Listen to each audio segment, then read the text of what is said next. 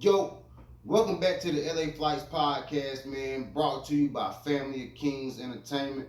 I am your host, LA Trez, man, and I am excited to get this thing jumping off today. Y'all know this is episode 3.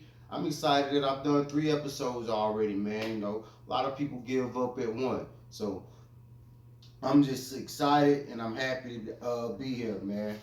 Hope y'all having a great week this week. It's almost the weekend. It's almost the weekend, man. It's time for some more college football. Let's get into the topic today, man. Today, I kind of wanted to talk about a few things. Y'all know I like to start off with information, man. So I'm going to try to give y'all a little bit of information right here. I did a little research yesterday, man. And really all throughout the week, I did some research. And I went to moneytransfer.com and I found out that there's across worldwide there are 56.1 million millionaires worldwide. 56.1 million millionaires worldwide. And 39% of those millionaires live here in the US, here in the USA. All right. 70% of these millionaires in the USA never made 6 figures in their career. So within their normal job, that's not where they made their 6 figures. We're gonna jump into where that money came from. But most didn't go to a elite or Ivy school, and only 2% of these millionaires are black families. So we gotta step it up in the black community. The reason why I say the black communities we're doing better, even though we're only 2%, this is why I say we're doing better. So I went to stlouisfederal.org and I did some research on there, and I found out in 2019, black families, like the average black family income was $23,000 a year. I mean that wasn't that's not a whole lot, but that's a whole lot more than what it was in 2016, which was 17K. So we are improving, but we can improve a whole lot more. Yeah, man. So I just wanted to throw out some of that, just some random information for y'all, man. It ain't really random information that you probably need to know, but if you didn't know it, that's just a little information for you right there. All right, now I'm gonna jump into the things that I want to talk about.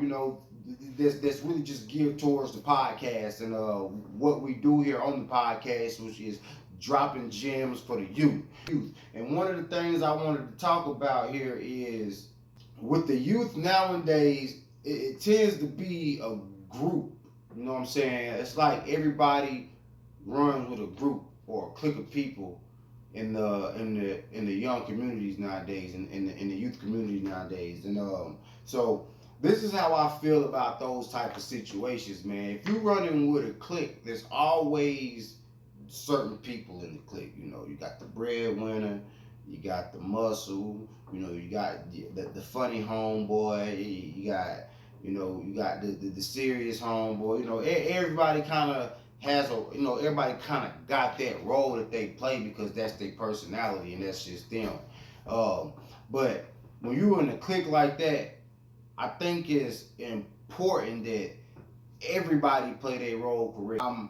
I'm talking to individuals who are in the streets now, and I'm trying to grab them out of it. So one of the things I like to say is, if you know you're not the breadwinner in the group, then the people around the breadwinner should be making sure they doing everything they need to do to make sure the money's still coming in, man. And breadwinner usually always have their own spot, their own car and things of that nature. So the chill out spot usually be the breadwinner's house. So that's where people come to chill at. So, but things you can do to help the breadwinner out. It ain't about being no do boy or being a sucker, but if you gonna chill at the house every day and you're not bringing in no money, but you over there playing the PlayStation 5, you chilling, you smoking good, or however y'all do it, you drinking, you bringing the girls over. At least you could do is make sure the spot clean. So the breadwinner should never have to be cleaning up. If the breadwinner leave, he should never have to come home to cups everywhere and things of that nature and just stuff all out of place. Other homeboys should be making sure that's taken care of. If you're not, help pitch in on a light bill here and there. Help pitch in on the rent, even though that's his spot. That's cool, but the breadwinner not there most of the time.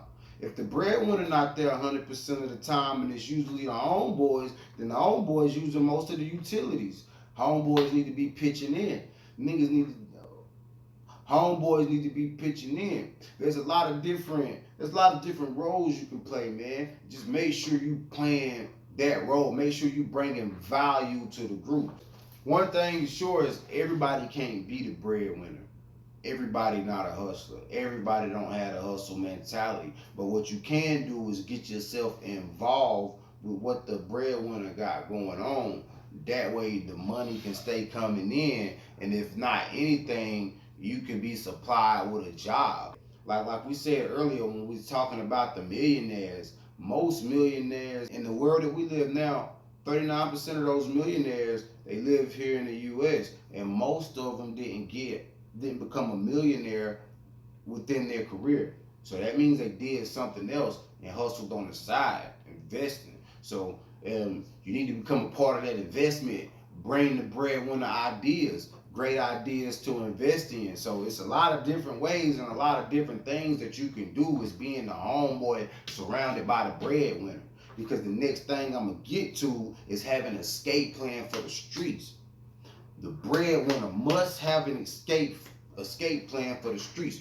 You don't want to be there all your life, and it won't last all your life. If you really going hard in the streets and you progressing in the streets, there's really only two outcomes: dead or in jail. And I know that's so cliche to say, but it's the truth.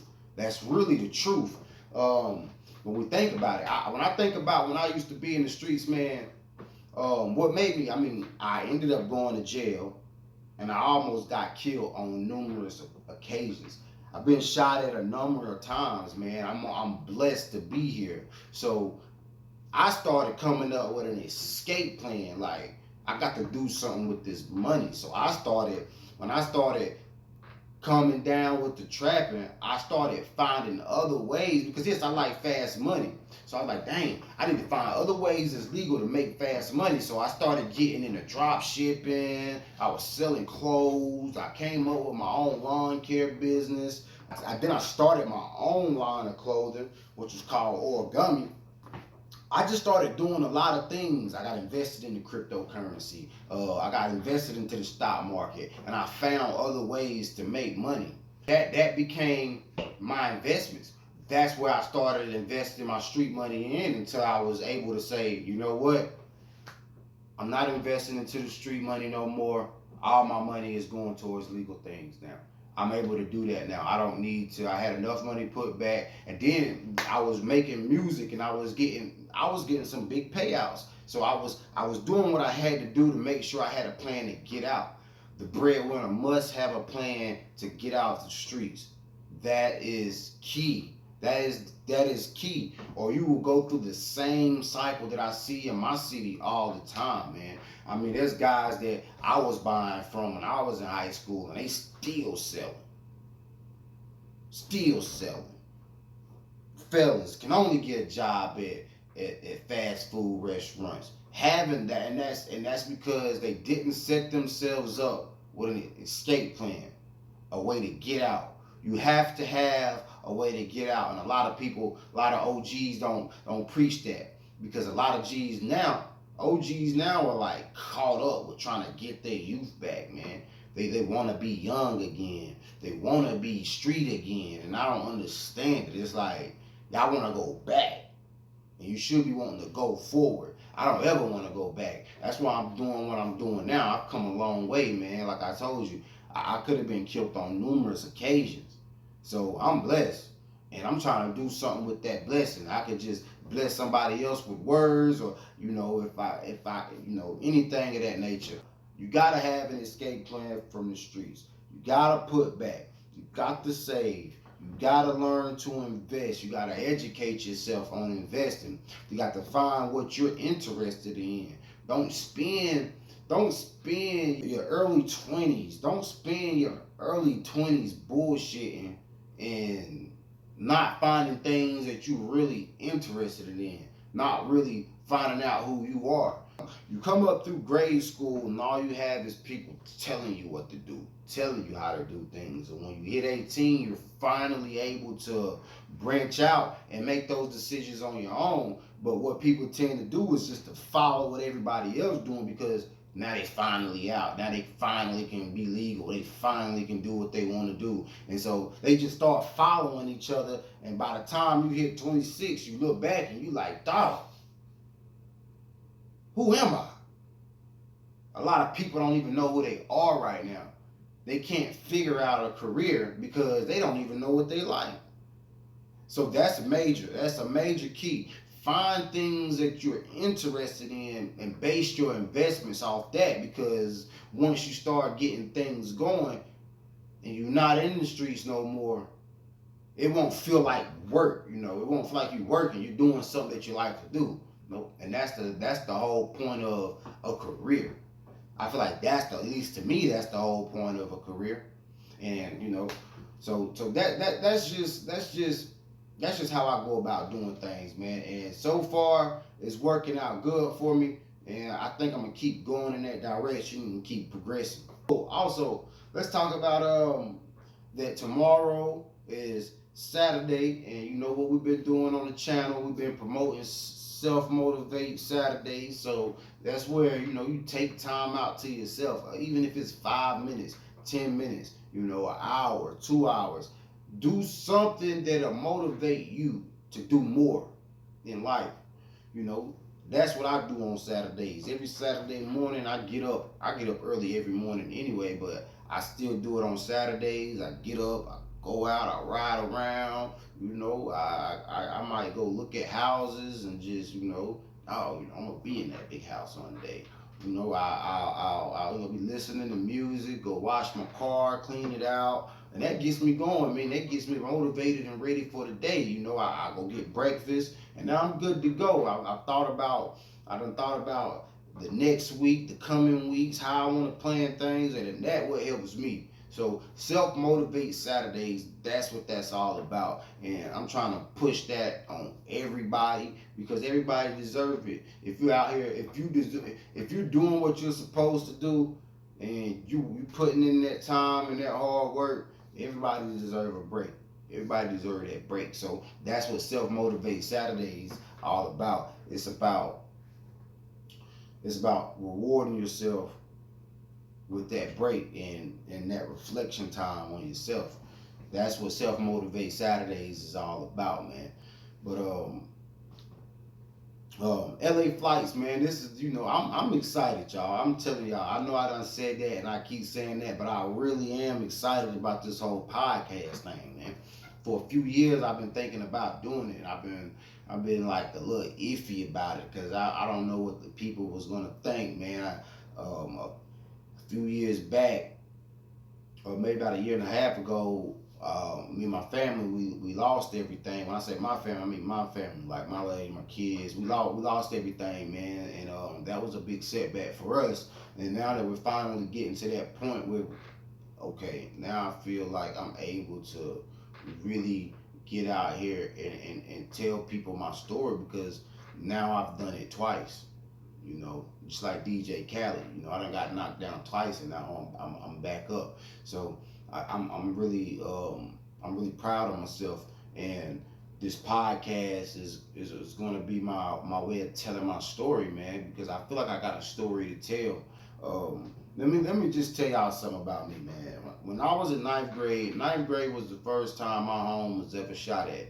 I was staying with my parents, situation wasn't about me, but that was the first time my house got shot at.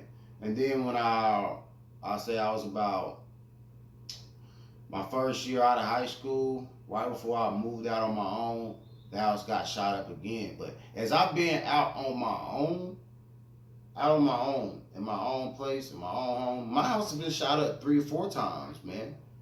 I want to say 4. I'm blessed, man. I'm blessed with opportunities, and I'm not saying that to say like I didn't do anything to cause those, because you know everything happens for a reason. But I'm just telling you what I was fortunate to escape, because a lot of people don't escape. They don't get that chance, man. I hear about people dying all the time, man. It's just in the next city's over. In the next city over. 2 cities from here, it's crazy how different it is, man. People die all the time there. And it's just it's just amazing to see that that could have been me, but it's not. So maybe I am here for a reason. If I can't reach people through music, I reach people by just talking, because people always talk to me. You know, people love talking to me. They love picking my brain, seeing what I have to say. So, and what better way to do that than a podcast? So I'm just excited for the podcast, man. I didn't want to keep y'all too long. You know, I'm gonna start making these podcasts more longer as I bring guests on. But when I'm here by myself, I just kind of want to get off a few things that's on my chest that I kind of want people to know, and that I feel like the young people need right now. So that's what today was. Today was all about that right there, trying to get the young people in the streets to know you gotta have an escape plan. When you out here, if you're gonna be out there, cool, do what you have to do for that time, but have an escape plan. But also know that that time not guaranteed, man. You see people lose their life all the time. We just talked about dying to live in the last episode. So don't be one of those people, man. Don't be one of those people that have to see 10 years before in jail before you realize, oh, maybe I should have chose something else to do. Or in the grave where it's too late. That's all I have to say for today, man. You tuned in to LA Flights, brought to you by Family of Kings Entertainment. I am your host, LA Trez, man. I appreciate y'all for rocking with me. If you do like what you hear and you do like what you see, man, hit that like button, hit that subscribe button, and hit that share button, and get us in the algorithm and get us going, man. I appreciate all of y'all, the ones that are bringing awareness. I appreciate it from the bottom of my heart. Peace.